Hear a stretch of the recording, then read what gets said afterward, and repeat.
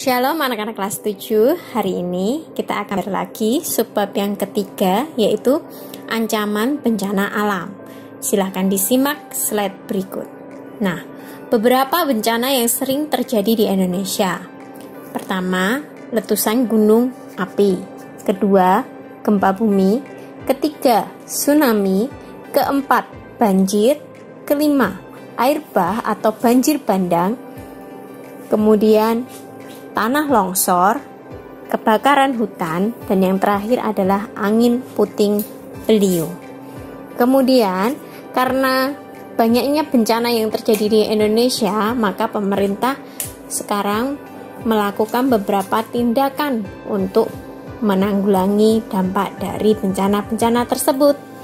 Nah, ada beberapa tahap dalam upaya penanggulangan bencana. Itu pun dibagi dalam 3 fase, yaitu pra-bencana, tanggap darurat, dan pasca bencana. Ketika bencana terjadi, di sini ada kemudian siklusnya, adanya pemulihan, rekonstruksi, dan ketika sudah tidak ada ancaman bencana alam, sudah masuk di dalam pra-bencana, di mana ada perencanaan, mitigasi, dan kesiapsiagaan. Nah, apabila ada potensi bencana alam lagi, maka akan ada namanya fase kesiapsiagaan gitu. Nah, mitigasi bencana adalah serangkaian upaya untuk mengurangi risiko bencana, baik melalui pembangunan fisik maupun penyadaran dan peningkatan kemampuan menghadapi ancaman bencana.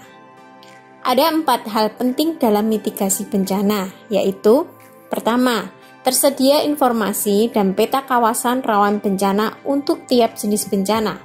Kedua, sosialisasi untuk meningkatkan pemahaman dan kesadaran masyarakat dalam menghadapi bencana karena bermukim di daerah rawan bencana. Ketiga, mengetahui apa yang perlu dilakukan dan dihindari, serta mengetahui cara penyelamatan diri jika bencana timbul.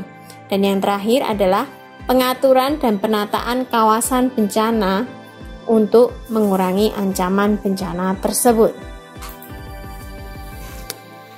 Mitigasi letusan gunung berapi. Tidak kurang dari 500 buah gunung api yang tersebar di seluruh Indonesia dan 126 diantaranya aktif meletus dan 7 buah dari gunung aktif tersebut sering meletus. Berikut adalah gambar dari persebaran dari gunung berapi yang ada di Indonesia. Sebelumnya kita harus tahu dulu gejala-gejala vulkanisme. Yang pertama adalah fumarol. Adalah uap air yang keluar dari rekahan-rekahan bumi. Fumarol juga dapat diartikan sebagai mata air panas yang terdapat di permukaan bumi. Kemudian yang kedua, solvatar. Adalah gas sulfur atau belerang yang keluar dari dalam bumi. Mudah dikenali karena baunya yang busuk seperti kentut dan jika dalam tingkat konsentrasi tinggi dapat berbahaya bagi makhluk hidup. Yang ketiga adalah MOVET. Adalah gas asam arang atau CO2 yang keluar dari kawasan gunung api. Gas ini sangat berbahaya dan dapat menyebabkan kematian jika dihirup manusia. Kemudian yang terakhir adalah geyser. Geyser adalah semburan air panas yang berasal dari dalam perut bumi. Semburan tersebut diakibatkan oleh tekanan yang tinggi di bawah permukaan bumi. Gejala ini termasuk berbahaya apabila kita berada di dekatnya, karena suhu air panas yang tinggi serta tanahnya yang rapuh. Kemudian, mengenali 4 tingkatan status gunung api di Indonesia. Berikut adalah 4 tingkatan status gunung api di Indonesia. Pertama adalah normal. Pada gunung api yang diamati tidak ada perubahan aktivitas secara visual, seismik, dan kejadian vulkanik. Tidak ada letusan hingga kurun waktu tertentu. Kegiatan gunung api tidak menunjukkan adanya kelainan atau berada di level dasar. Status waspada. Yang pertama, mulai meningkatnya aktivitas seismik dan mulai muncul kejadian vulkanik. Kedua, mulai terlihat perubahan visual di sekitar kawah. Terakhir, mulai terjadi gangguan magmatik, tektonik, atau hidrotermal, tetapi diperkirakan tidak terjadi erupsi dalam jangka waktu tertentu. Status siaga. Yang pertama, Ada peningkatan seismik yang didukung dengan pemantauan vulkanik lainnya. Terlihat jelas perubahan baik secara visual maupun perubahan aktivitas kawah. Dan yang terakhir, jika peningkatan kegiatan gunung api terus berlanjut, kemungkinan erupsi besar mungkin terjadi dalam kurun 2 pekan. Dan yang terakhir, awas. Yang pertama, gejalanya kondisi paling memungkinkan terjadinya erupsi. Kedua, status awas merujuk letusan utama yang dilanjutkan dengan letusan awal, diikuti semburan abu dan uap. Dan yang terakhir, kemungkinan erupsi besar akan terjadi dalam 24 jam. Nah, kemudian tanggap hadapi bencana gunung api. Langkah-langkah sebelum terjadinya letusan dan saat terjadinya letusan. Sebelum terjadi letusan, kita perlu adanya jalur evakuasi, mengetahui jalur evakuasi dan shelter perlindungan. Yang kedua, persiapkan masker dan kacamata pelindung mengantisipasi debu vulkanik. Ketiga, perhatikan arah pusat vulkanologi dan mitigasi bencana geologi. Terakhir, persiapkan dukungan logistik diri dan keluarga. Dan saat terjadi letusan, berlindung di shelter pelindungan. Kedua, perhatikan arah pihak berwenang selama di shelter. Ketiga, gunakan masker dan kacamata pelindung debu vulkanik. Terakhir, hindari daerah rawan bencana seperti lereng, lembah gunung, dan daerah aliran lahar. Waspada, kemungkinan bahaya kedua berupa banjir lahar dingin. Nah, berikut adalah tindakan tanggap darurat bahaya lahar dingin. Tindakan ini dibagi dalam 4 fase, normal, waspada, siaga, dan awas. Ini ada persiapan pribadi, persiapan rumah, persiapan kelompok. Anak-anak bisa baca ini baik-baik ya. Kemudian mitigasi bencana gempa bumi. Kita tahu bahwa wilayah Indonesia ini rawan dengan gempa karena menurut Direktorat Vulkanologi dan Mitigasi Bencana Geologi dan Departemen ESDM menyatakan wilayah rawan gempa dan tsunami. Ini ada di beberapa tempat seperti yang bisa kalian lihat dari gambar yang sudah ada di layar. Nah, kategori gempa berdasarkan besarnya dan kerusakan yang ditimbulkan. Nah, besarnya gempa dalam satuan SR atau skala Richter. Nah, kalian bisa lihat dari tabel ini, mulai dari kurang dari 2 SR sampai nanti di lebih dari 10 dan efeknya masing-masing.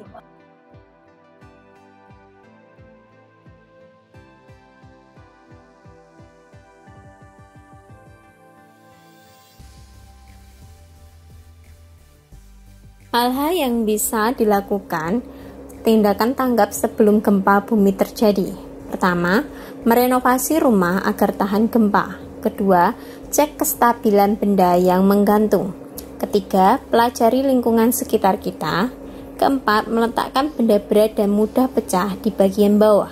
Dan yang terakhir, selalu sedia P3K, senter, dan makanan sebagai persediaan darurat. Apa yang harus dilakukan saat gempa bumi terjadi? Pertama, jika Anda berada di dalam ruangan, lindungi kepala dan badan Anda dari reruntuhan bangunan dengan bersembunyi di bawah meja. Cari tempat yang paling aman dari reruntuhan goncangan. Dan yang terakhir, lari keluar apabila masih dapat dilakukan. Kedua, jika berada di luar bangunan atau area terbuka, hindari dari bangunan yang ada di sekitar Anda seperti gedung, tiang listrik, pohon, dan lain-lain. Perhatikan tempat Anda berpijak. Hindari apabila terjadi rekahan tanah. Ketiga, jika Anda sedang mengendarai mobil, segera keluar, turun, dan menjauh dari mobil. Hindari jika terjadi rekahan tanah atau kebakaran. Jika Anda tinggal di daerah pantai, jauhi pantai menuju ke tempat yang lebih tinggi untuk menghindari gelombang tsunami. Dan yang terakhir, jika Anda tinggal di daerah pegunungan, hindari daerah yang mungkin terjadi longsoran. Kemudian, tindakan setelah gempa bumi. Pertama, keluar ruangan dengan teratur. 2. Perhatikan lingkungan sekitar. Apakah terjadi kebakaran, gas bocor, atau konsleting listrik. Ketiga, jangan berjalan di daerah gempa karena ada kemungkinan reruntuhan menimpa kita. 4. Jangan memasuki rumah yang telah terkena gempa. 5. Mengisi angket dari instansi terkait. 6. Mengikuti informasi terkait gempa yang terjadi. Dan yang terakhir, selalu berdoa kepada Tuhan Yang Maha Esa. Kemudian mitigasi bencana lainnya. Mari kita siap dengan tas siaga bencana. Apa saja yang perlu kita masukkan di dalam tas tersebut? Yang pertama adalah dokumen penting, seperti tanda pengenal, fotokopi KK, buku tabungan, surat atau sertifikat berharga. Kedua, perbekalan, air minum kemasan, makanan instan dan makanan kalengan, pakaian ganti, senter, kotak P3K. Kemudian uang tunai juga bisa, jas hujan dan alat mandi, peta, ponsel dengan charger dan powerbank. Kegunaan ini adalah menampung kebutuhan peralatan penunjang hidup pasca bencana sambil menunggu bantuan dari tim SAR. Masukkan semua dokumen penting ke dalam plastik kedap air supaya bisa tetap aman. Berikut adalah tindakan yang perlu dilakukan dalam menghadapi bencana. Pertama, tsunami. 2. Banjir. 3. Banjir bandang. Dan yang terakhir adalah angin puting beliung.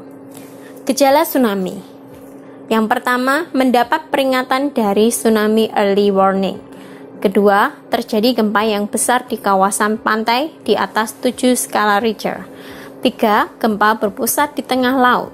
4. Air laut mendadak surut.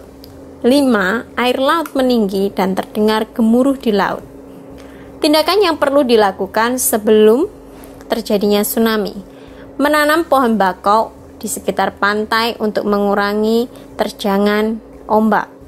Dan yang kedua, memasang alat pendeteksi tsunami.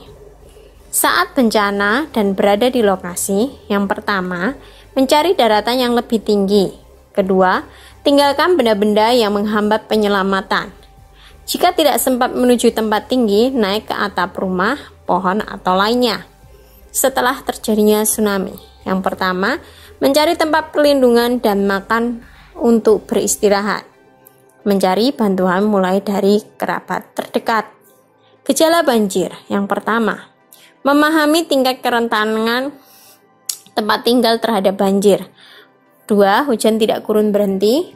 3. Masuknya air di dalam rumah. Memperhatikan kecepatan naiknya air yang sudah menggenang. Tindakan yang perlu dilakukan sebelum banjir. Melakukan persiapan evakuasi, merencanakan tempat pertemuan apabila terpencar, menyiapkan tas siaga bencana, mematikan listrik dan gas, menyimpan dokumen dan barang berharga berukuran kecil dan ringan di tempat yang aman dan mudah dijangkau. Saat bencana dan berada di lokasi, mengikuti informasi dari telepon genggam, evakuasi dengan membawa tas siaga dan benda berharga berukuran kecil. Matikan segera alat listrik. Jika tersedia waktu, pindahkan barang berharga yang tidak bisa dibawa ke tempat yang lebih tinggi. Waspada saat di perjalanan. Air mungkin tempat tersebut lebih dalam. Ingat kembali rute yang telah direncanakan. Hindari tiang listrik atau kabel yang tergenang air di seperjalanan. Tidak keluar rumah saat air sudah tinggi. Carilah benda yang mudah mengapung seperti terbuat dari kayu, jerigen plastik kosong. Tunggulah tim penyelamat. Dan ketika setelah terjadinya bencana banjir, 1. Hindari areal banjir dan ancaman sengatan listrik. Hindari area yang baru surut. Hindari tempat terjal, waspada akan longsor atau tanah amblas. Tidak berpindah jika wilayah sudah dikelilingi air. Perhatikan kesehatan dengan mencuci tangan dengan sabun bersih. Hindari lokasi yang terkena bencana. Ada kemungkinan pondasi bangunan sudah rusak dan rawan rubuh.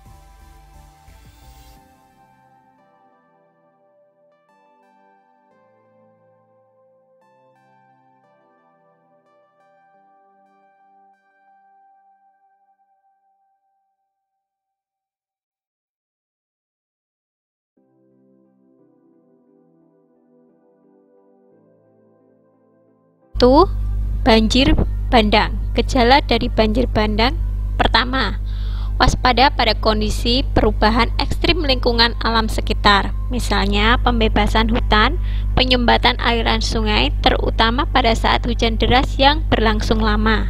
Kedua, melihat potensi bencana, misalnya tempat tinggal berada di sekitar bendungan dan alirannya, atau berada di dalam kawasan lebih rendah. Berikut adalah tindakan yang perlu dilakukan sebelum terjadinya bencana. 1. Menyiapkan tas siaga, lebih peduli pada lingkungan sekitar, kebersihan lingkungan, dan keseimbangan alam. Dan saat terjadi bencana, yang perlu dilakukan yang pertama, memahami lokasi berada di tempat yang berpotensi banjir bandang, waspada saat hujan deras yang lama, proaktif mendapatkan informasi terkait wilayah tempat penampungan air, misalnya bendungan atau sungai dan lainnya. 2. Menyelamatkan diri ke tempat tinggi. 3. Banjir bandang terjadi dengan cepat. Prioritaskan keselamatan dibandingkan harta benda. Dan setelah terjadinya sama seperti tindakan bencana banjir. Kemudian yang terakhir adalah gejala angin puting beliung. Gejalanya adalah yang pertama adalah udara terasa panas dan gerah dari biasanya. 2. Tampak awan cumulus, awan berwarna putih dan berlapis yang berubah menjadi cumulonimbus, tebal berwarna hitam dan membumbung tinggi, dengan tiba-tiba angin terasa dingin. Yang ketiga, pohon bergoyang dengan cepat.